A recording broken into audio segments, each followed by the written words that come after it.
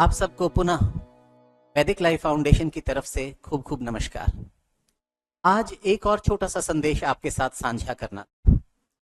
ये संदेश हमें बताता है कि हमें कभी भी हिपोक्रेसी की तरफ नहीं जाना है, बहुत ज्यादा डिप्लोमेसी की तरफ नहीं जाना है, मन में कुछ और हो और बाहर की तरफ कुछ और हो ना। एक सुलझे हुए व्यक्ति का इस हिपोक्रेसी से, इस चालाकी से कुछ नहीं लेना होता।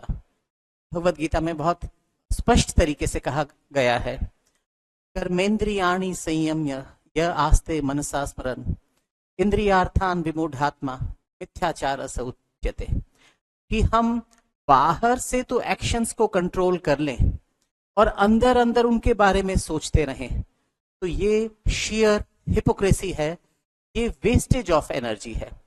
उससे अच्छा तो ये है कि जो हमारे मन में है उसको शिष्टाचार को और समय को देखते हुए उसमें से जितना बताना है हम उसको बताएं, क्योंकि उसके अंदर दूसरा व्यक्ति हमारी जेन्युइनिटी के कारण से हमारी रिस्पेक्ट करेगा।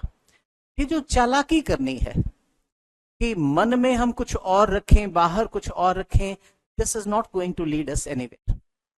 जैसे बहुत अच्छे सर्कल्स के अंदर कहा जाता है कि whatever is being spoken that is 1/3 of the impact that you are going to have.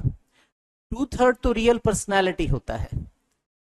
जब स्वामी विवेकानंद जी ने sisters and brothers of America कहा, उस बात का, क्योंकि उसको बोलने वाले स्वामी विवेकानंद जी थे, उसका एक अलग प्रभाव पड़ेगा।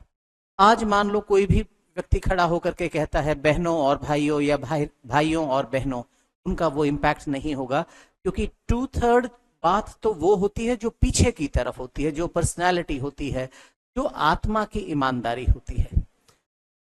इसका एक और भाव हमें समझ में आता है, जब हमें साइलेंस का अंदर का खजाना मिल गया, जब अंदर की प्राप्ति हो गई, फिर उसके बाद जो भी शब्द निकलेंगे वो उसी सत्यता के शब्द निकलेंगे। ना कि हम सोचें बाहर की तरफ तो हम सत्यता का इशारा करने लगे और अंदर की तरफ कुछ यथार्थ की गहराई की बात ना हो। हिपोक्रेसी के विरोध में भगवद गीता हमें ऐसा संदेश देती है। आप सबको खूब खूब नमस्कार।